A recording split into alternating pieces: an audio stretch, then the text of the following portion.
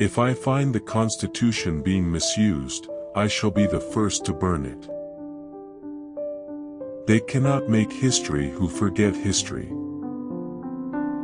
Cultivation of mind should be the ultimate aim of human existence.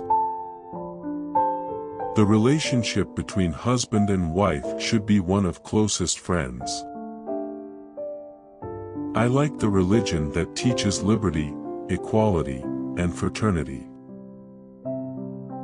Humans are mortal, so are ideas. An idea needs propagation as much as a plant needs watering, otherwise both will wither and die. Life should be great, rather than long. So long as you do not achieve social liberty, whatever freedom is provided by the law is of no avail to you. Indifferentism is the worst kind of disease that can affect people.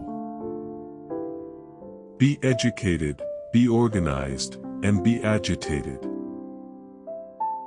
A bitter thing cannot be made sweet, the taste of anything can be changed, but poison cannot be changed into nectar.